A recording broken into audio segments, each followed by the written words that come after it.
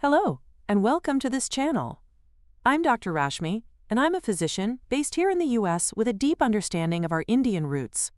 On this channel, we dive into topics that shape our minds, our bodies, and our relationships with honesty and care. Today, we are answering a question that is deeply personal, incredibly common, yet so often whispered about in hushed tones, especially back home. What really happens when you masturbate daily?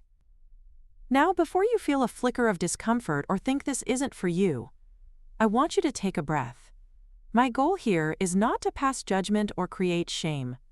My goal, as a doctor, is to bring you science, psychology, and a compassionate understanding of how this very natural behavior can affect your physical, mental, and emotional well-being. In a culture where these topics are often swept under the rug, having clear, factual information is the first step towards health. So whether you're curious about the benefits, concerned about the risks, or simply want clarity, you've come to the right place. And if you believe in having these kinds of open, empowering conversations, please take a moment to subscribe to the channel and press the bell icon. It helps us continue to create a safe space for knowledge. Let's begin. Part 1. What is masturbation, and why is it so natural? Let's start with the basics.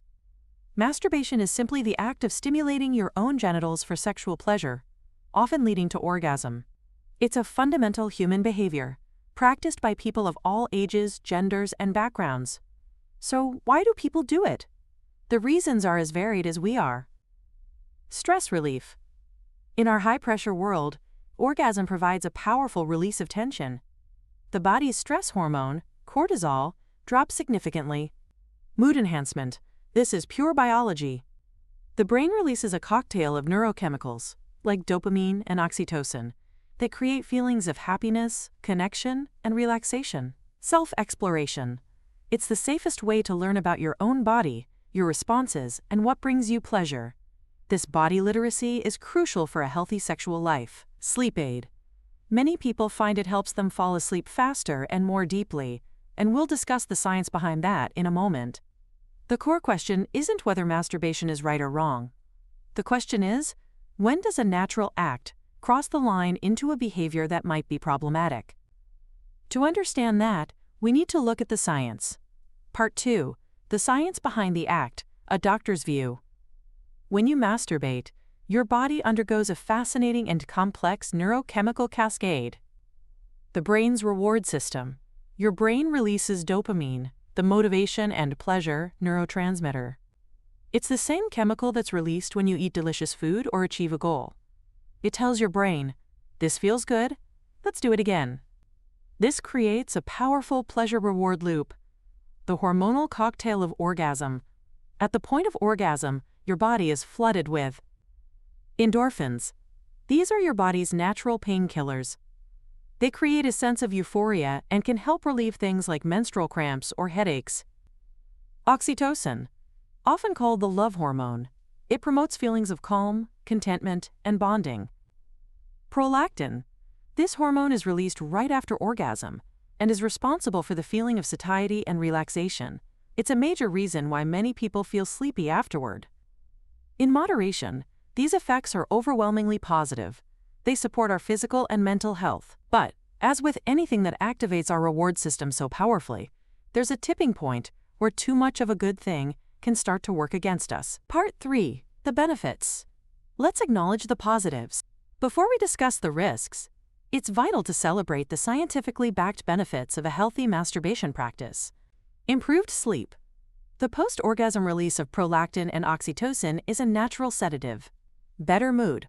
It's a reliable, on-demand way to combat anxiety and feelings of depression. Enhanced sexual health. It improves blood flow to the pelvic region. And for men, studies suggest regular ejaculation may be linked to a lower risk of prostate cancer. A safe outlet. It's a completely safe way to express your sexuality without the risk of STIs or unintended pregnancy.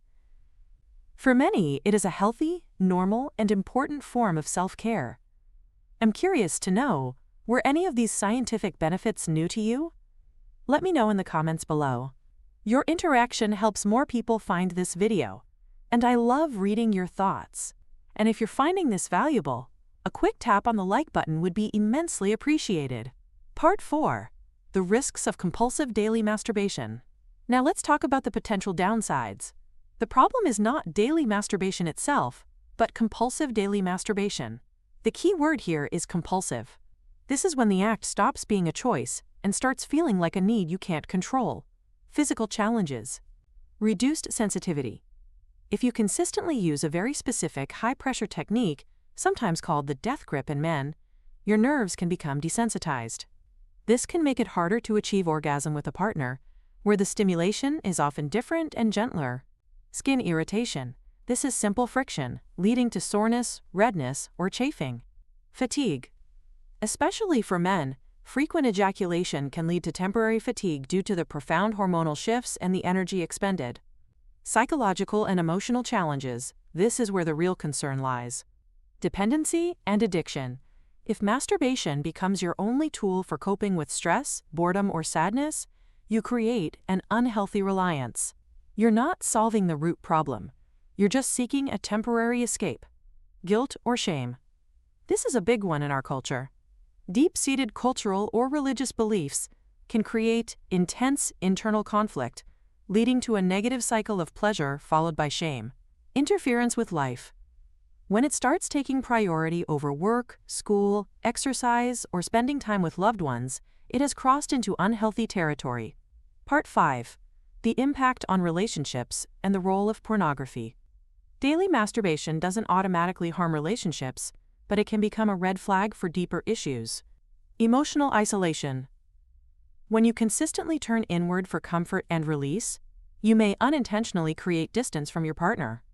Intimacy is about connection, and if you're self-soothing in isolation, that connection can weaken. Reduced desire for partnered intimacy. Some individuals, especially those with compulsive habits, may find they have less energy or interest in sex with their partner. Now we must address the elephant in the room: the connection to pornography. Excessive use of pornography alongside daily masturbation can create a perfect storm. Unrealistic expectations. Porn is performance, not reality. It can distort your expectations of what sex should look like, how long it should last, and how partners should behave. Escalating needs. Your brain's dopamine system adapts. What was once exciting becomes normal. You may find yourself needing more extreme or novel content to achieve the same level of arousal. This is a classic sign of developing tolerance. Reduced satisfaction with reality. Real-life intimacy, with all its beautiful imperfections, can start to feel boring compared to the high-stimulation, instant gratification world of online porn.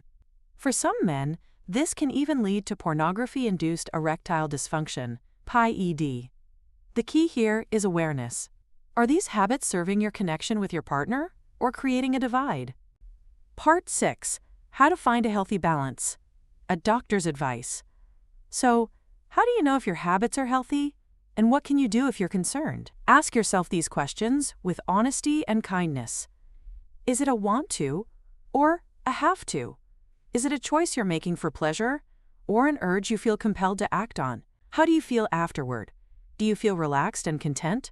Or do you feel ashamed, empty, or distressed? Is it interfering with your life and relationships? If you feel your habit is becoming compulsive, here are some practical steps. Set mindful limits. Instead of rigid rules, try being more mindful. Before you masturbate, ask yourself, why am I doing this right now?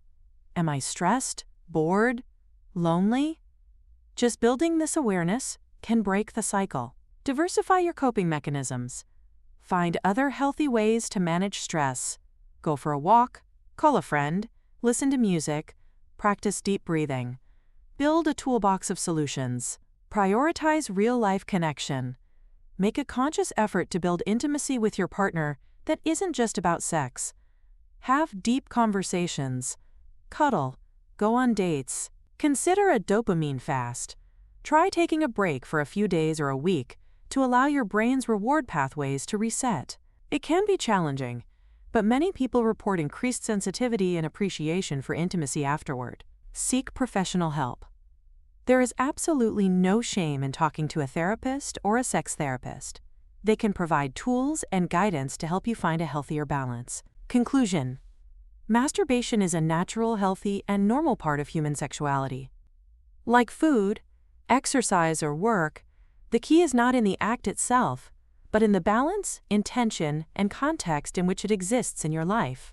By understanding the science, celebrating the benefits, and being aware of the potential risks of compulsion, you can make informed choices that support your overall well-being. This was a complex topic, and I commend you for taking the time to learn. If this video provided clarity or sparked new insights, please share it with someone who might benefit from an open, non-judgmental discussion. What was your biggest takeaway from our conversation today? Share your thoughts respectfully in the comments. I'm here to listen. Thank you for joining me. Until next time, stay wise, stay well. Namaste.